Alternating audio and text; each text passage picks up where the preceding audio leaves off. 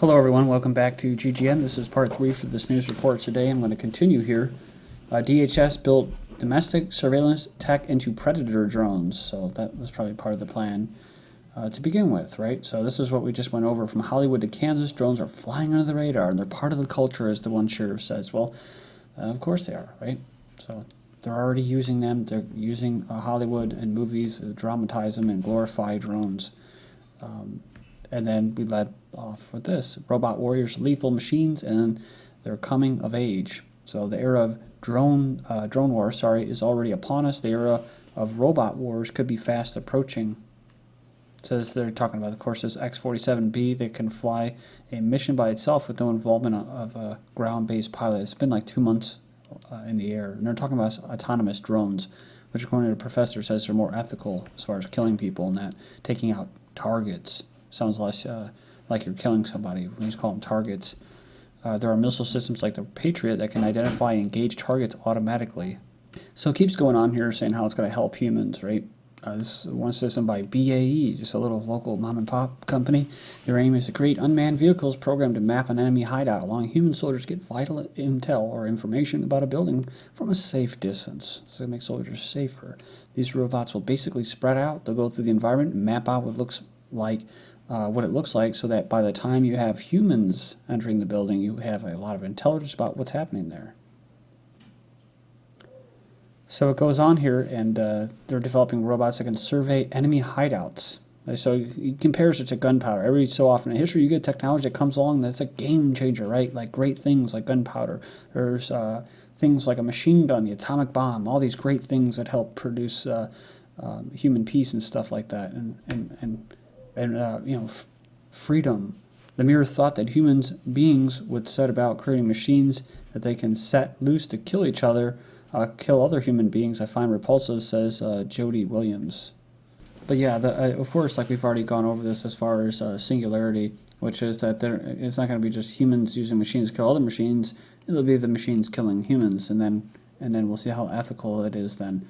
Seattle becomes next city to use crime prediction software. Seattle has become the next city to start using crime prediction software. They announced that 2 precincts in the southwest and east will be using the software known as PredPol, short of predictive policing. So it's estimated to be twice as effective as a human data analysis working from the same information. It's all part of our effort to build an agile, flexible, and innovative police department that provides the best service possible to the public. God. So... a nice little public relations statement. It sounds like a consulting firm or something. And we know what they're going to be using, mathematical algorithms, similar to the ones that use in earthquake prediction. And it's going to make our revenue collectors safer on the streets. It's going to make them safer, right? Like the military.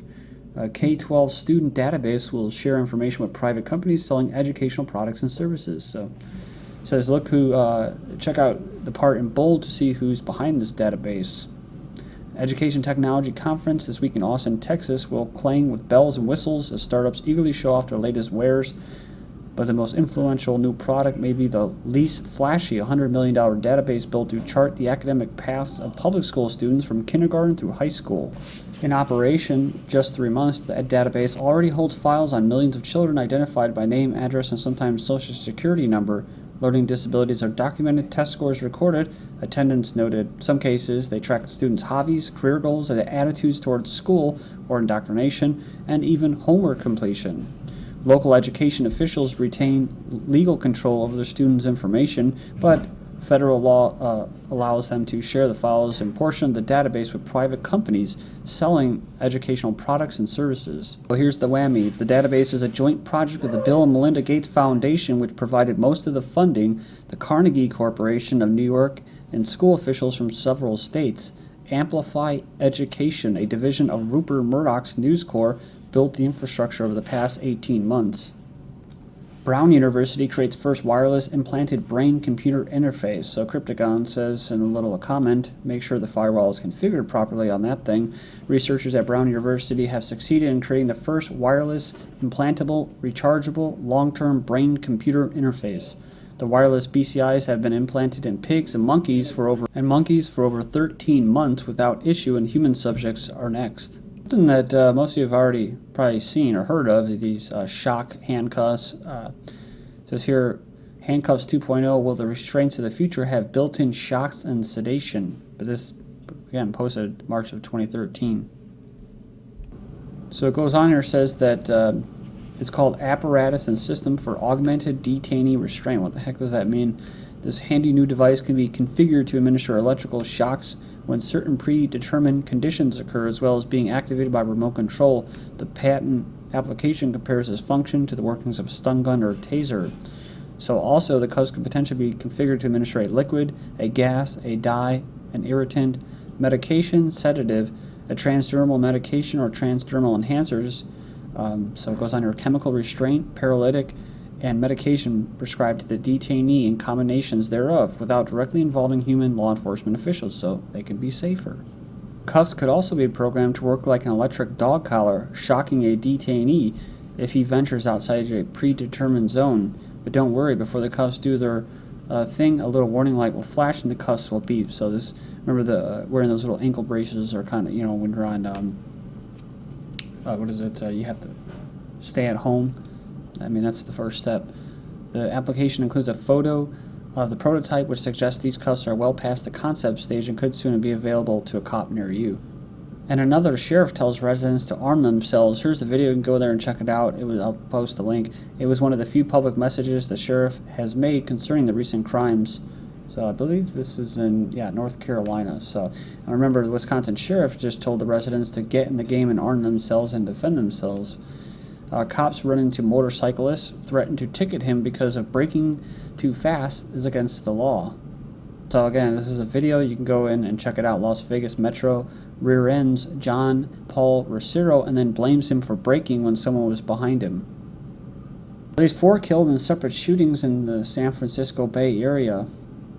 So they said here, officer-involved shootings in the Bay Area. First killed occurred on Saturday in San Jose, where 2 officers fatally shot an unarmed man who collided with 3 patrol cars during a high-speed chase.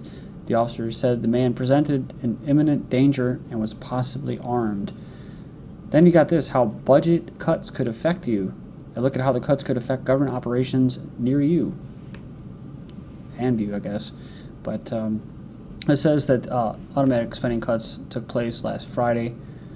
Are going to touch on a range of government services, so transportation. So they're talking about international flights are already experiencing delays at the airports. And what they're talking about is this, Sequester already screwing up airports, as Napolitano.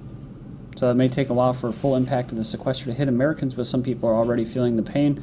It says we are having to reduce or eliminate basically overtime, both for TSA and for customs. So we're already seeing the effects, including lines 150% to 200% as long as we would normally expect. But, and then the other reason is what? That they have fewer controllers. So this goes to show you, of course, that already there's too much security. I mean, God forbid, we don't have enough TSA scanners or screeners now. Well, thank God for that, right? But the problem is what? Is that the fact that they're telling you that the transportation is coming to almost a screeching halt as far as the waiting lines. This goes to show you that it's definitely not free market. That the whole transportation industry itself, whether it's rail or air travel, is pretty much an extension of the government, kind of like the Postal Service, which is public-private. Of course, defense, right? And the defense just gets a gargantuan budget, and they're saying that they need more. In fact, Hagel, who's just appointed to the Department of Defense, saying that, hey, give us the money or we're going to get attacked and we're going to go down. And, of course, you got this BS story about releasing 2,000 low-risk illegal immigrants from jails across the country the same day that the head of, I think it was DHS, was retiring. And they blamed it on sequestering.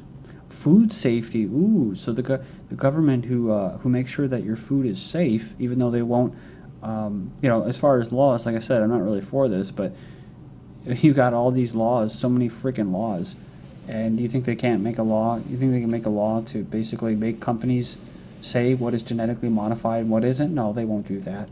They'll put out all these salmonella scares for different types of food. to scare the crap out of you. Also, to put ractopamine in your meat to allow growth hormones and antibiotics to be put in your meat and your milk. They won't allow raw milk. They won't allow people to grow their own gardens. So, fucks food safety. This is a complete joke that somehow your food is going to be less safe because the government doesn't have a bunch of money to give to these a-holes, right? That basically represent pharmaceutical companies and companies like Monsanto and Cargill, right? They just go back and forth and there's revolving doors to poison Americans. So I think that cancels that out. What else do you have? Healthcare. Oh, do we even need to go there? National parks. This is services and that are likely to be cut. And most of these places, too, they really overcharge just to spend a night camping. They overcharge with firewood because you can't bring in your own. And you're harassed. That's the thing. You go to get away and you go to camp. You go camp with your friends, and you have sheriffs that sneak up on you. Literally, they sneak up, and they did it to me and my friends every time that we went camping. I haven't gone in a few years, just like I haven't gone to the airport for that same reason. I just gave up on it, right? Because they'll sneak up on there about 11 o'clock at night. We're relaxing by a fire, and they'll sneak up on you, peek around a tree. They actually did that. My friend was like, "What the hell?" And it's like, "What the hell is that?" And it was a sheriff peeking around a tree. So that they have the sheriffs and they have the local police, and they creep up on you in your campsite. So you got to deal with that. And let's not forget our DNR, right? The guys that go and harass people for not having a permission to go fishing, or drive, all the way across the. I remember one time when I was like 10 years old. Having my father get my pole rigged up for me and casting it out, and our gear got stolen and he got a big ticket for it because he didn't have a license. And of course all the other people who have a few beers, and you can't do that at all anymore. So, and then it goes in and it says that the nation's 2.1 million government workers may be required to take furloughs if agencies are forced to trim budgets. It says here the workers would be offered 22 days each, spread across more than 5 months, and lose 20% of their pay over that period. Re-education and indoctrination, can't cut that. Gotta, it's all about the children. It's all about the future. Gotta make sure that they're good debt slaves. So, Congressional trips overseas will likely take a hit. Lawmakers typically travel on military planes for fact-finding trips to Afghanistan or Pakistan. So maybe Congress can take a pay reduction, and then they can fund their little trips over there for instituting color revolutions and regime changes for corporations. Let's not forget nuclear security, right? Nuclear security. This is where a nun broke in, just to prove how weak our nuclear security already was. So, the tax collection. Said millions of taxpayers may not be able to get responses from IRS call centers and taxpayer assistance centers. The IRS says it could result in billions of dollars in lost revenue to the government. And the last, of course, is labor, where they dingle that out in front of you, right? It says here that 3.8 million people jobless for 6 months or longer could see their unemployment benefits reduced by as much as 9.4%. The fact is that there could be more work and there could be more jobs if the government wasn't in the way.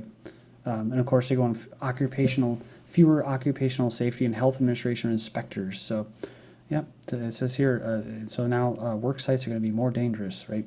Because you're not going to have to spend gargantuan amounts of money for permits to update after they come, and pay for licenses and permits and fees and inspection fees. So I hope it makes you feel guilty, all right? All the interest, all the money, all the profits will keep going to these big companies, pharmaceutical companies, defense contractors, big banks, and they want to keep putting money into that, so they'll dangle that other stuff out there. Stopping the failed war on drugs would make more than pay for the sequester cuts. It's an easy way to cut $83 billion. In fact, this year's subsidy, or corporate welfare to Wall Street, $83 billion, exactly equals the amount of this year's sequester cuts. You got $190 million going to Egypt in aid by the United States. The U.S. steps up aid to Syrian terrorists for regime change. 60 million clams are given them. U.S. taxpayers spend more on Israeli defense than Israeli taxpayers. That's right. Here's all the rates, 2013 to 2018, $3.15 billion per year. But don't worry that the military can't do flyovers anymore. The U.S. aid to Israel is going to dodge the sequester cuts. That's right. Israel could be exempt from any reduction in foreign aid due to Sequester.